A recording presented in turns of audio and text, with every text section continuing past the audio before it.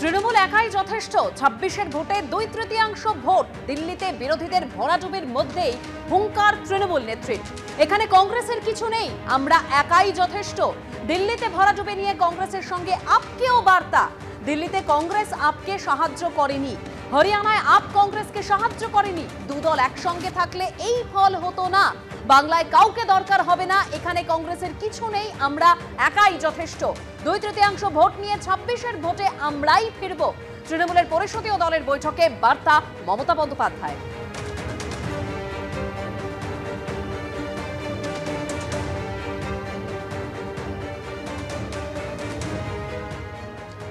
ভাই গেছে, এবার দিদি ভাই যাবে।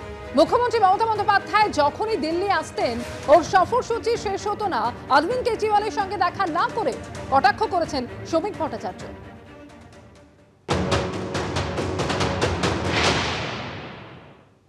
দেখুন, ভাই গেছে, এবার দিদি ভাই যাবে।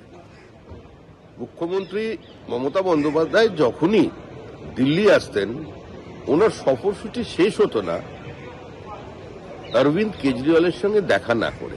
এবং অরবিন্দ কেজরিওয়াল বলেও ছিলেন যে আমি তো ওনার পরামর্শই চলেছি, ওনার নির্দেশেই চলেছি।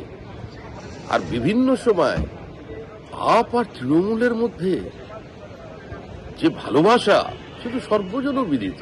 এবার প্রচারও এসেছিল তৃণমূল কংগ্রেস। সেজন্যই বলছি, ভাই গেছে, এবার সময় দিদি ভাইও যাবে। শ্রমিক ভট্টাচার্য কটাক্ষ করছেন, আর কল্যাণ বন্দ্যোপাধ্যায় তিনি আক্রমণ করে বলছেন স্বপ্ন তো ওরা সবসময় দেখে। একদম বলে দিচ্ছি, 30 পেরোবে না, 30-এর ওপর পেরোনোর কোনো জায়গাই নেই। বিজেপির থেকে বিরোধী দলনেতাও আসবে না। কি বললেন কল্যাণ বন্দ্যোপাধ্যায়, শোনাবো।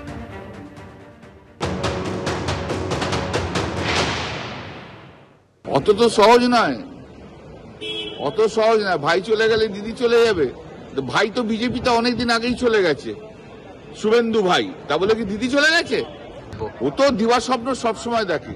সে 2019-এ দেখেছে, 2021-এ তো চলেই গেছিল। ওদের তো একটা লিস্ট বেরিয়ে গেছিল, কে চিফ মিনিস্টার হবে, এই কে ডেপুটি চিফ মিনিস্টার হবে, কে ফাইন্যান্স মিনিস্টার হবে, তার তো লিস্ট বেরিয়ে গেছিল। ওদের তো স্বপ্ন তো ওরা সবসময় দেখে।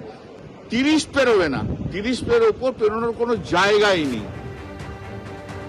এই নীতিবাক্য পাঠ আপকে শিখিয়েছিলেন।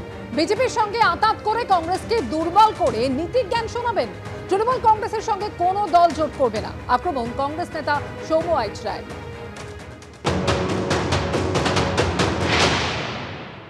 মাননীয় মুখ্যমন্ত্রী বলছেন যে দিল্লিতে কংগ্রেসের ভোট যদি কংগ্রেসের কাছে থাকতো, কি সব বলেছেন আর কি, যে জোট হলে বা হরিয়ানাতে না গেলে সব ভালো টালো। আসলে এই নীতিবাক্যগুলো মাননীয় মুখ্যমন্ত্রী আপকে বুঝিয়েছিলেন চণ্ডীগড়ের নির্বাচনে, গোয়ার নির্বাচনে, বা ধরুন আপনি ত্রিপুরার নির্বাচনের সময় কার ভোট কেটে আপনি বিজেপির হাত শক্ত করেছিলেন?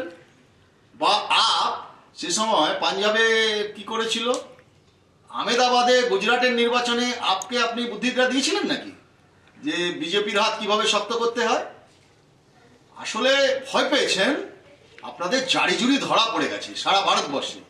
গোপনে গোপনে বিজেপির সঙ্গে অ্যাডজাস্ট করে কংগ্রেসকে দুর্বল করে, আর কংগ্রেসকে নীতিজ্ঞান শোনাবেন। কংগ্রেস কি কোনো এনজিও? আপনি হাত ধরা টরার কথা বলছেন না। আপনার দলের সাথে এখন একমাত্র ওই সিন্ডিকেট, বালি, গরু চুরি, এইসব লোকেরাই হাত ধরবে। চাকরি চুরি, দুর্নীতিগ্রস্ত লোকেদের হাত থাকবে, কোনো রাজনৈতিক দলের হাত থাকবে না। যারাই ধরেছে আপনাদের দলের হাত, তারাই এখন খাবে জেলের ভাত।